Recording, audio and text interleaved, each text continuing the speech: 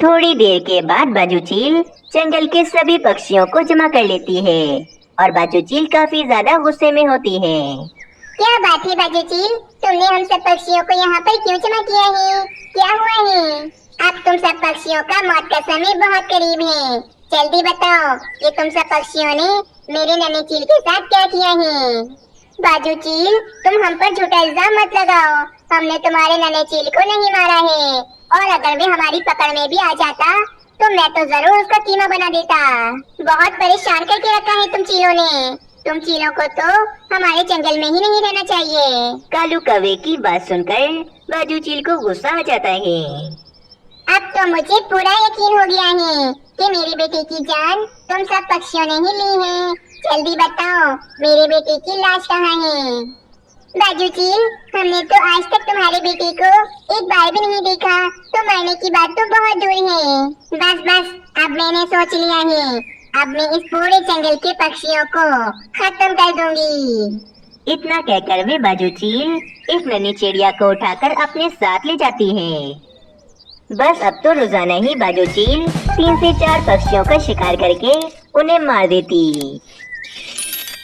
मीनू चिड़िया, मेरा नन्हा मासूम तोता भी उस जालिम चील का भोजन बन गया है, और अब तो बाजू चील बड़े पक्षियों पर भी हमला करने लगी है। मैं बहुत परेशान हूँ तोते, आखिर ये सब क्या हो रहा है हमारे जंगल में?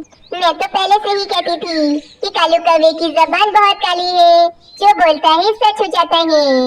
बुलबुल, यहाँ सब पक्षी कितने ज्यादा परेशान हैं, और तुम बिला वजह मेरे ही पीछे पड़ी हो। रुक जाओ भाई, रुक जाओ। ये समय लड़ने का नहीं, बल्कि हमें इस समस्या का कोई उपाय निकालना है। हम सब तो जानते हैं ना पक्षियों कि हमने नन्हे चील को नहीं मारा, तो फिर वे कहाँ चला गया? मुझे तो ऐसा लग रहा है कि वे नन्हा चील कहीं फंस गया है, रास्ता भूल गया है वो। हमें फौरन नन्हे चील को किसी भी तरह ढूंढना चाहिए। हाँ मीनू चिड़िया, तुम ठीक कह रही हो। हमें जल्द से जल्द बाजू चील के बेटे को ढूंढना चाहिए, वरना बाजू चील हमारे पूरे जंगल को खत्म कर देगी। फिर सारे पक्षी नन्हे चील को ढूंढने चले जाते हैं।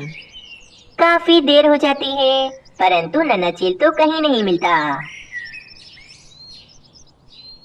अरे मीनू चिड़िया, क्या हुआ?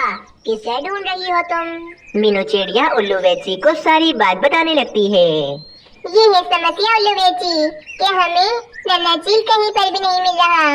मीनू चिड़िया, तुम परेशान मत हो, समझो नन्हा चील मिल गया। चलो मेरे साथ। फिर उल्लू वैची मीनू चिड़िया को लेकर अपने हॉस्पिटल में आते हैं। नन्हा चील यहाँ है। उल्लू बेटी, आपको ये नन्हा चील कहाँ मिला? पता है मीनू चिड़िया, ये नन्हा चील एक इंसान शिकारी के जाल में फंस गया था। वो तो अच्छा हुआ कि मैंने देख लिया, फिर जैसे कैसे मैंने इस नन्हे चील को बचाया। लेकिन इस नन्हे चील का एक पैर टूट गया है, जिस कारण ये बहुत ज्यादा तकलीफ में है। उल्लू बेटी, ये नन्हा चील ठीक तो हो जाएगा ना?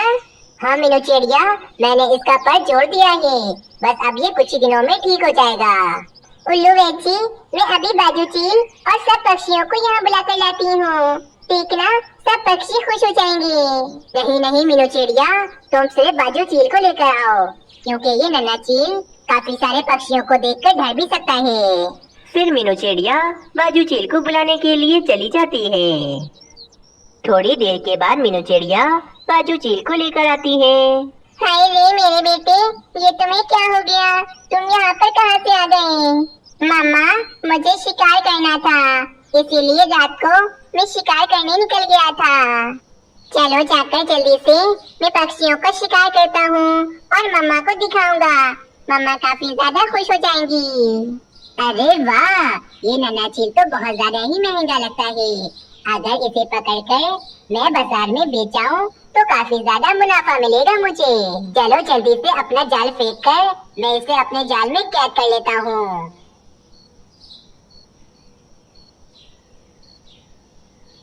अरे कोई मुझे बाहर निकालो, कोई मुझे बाहर निकालो, मैं जाल में कैद हो गया हूँ।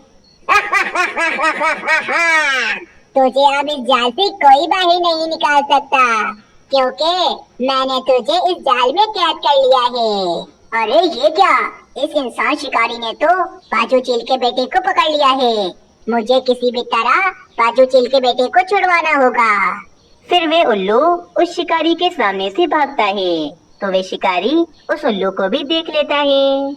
अरे रे, ये उल्लू यहाँ पर कहाँ से आ गया?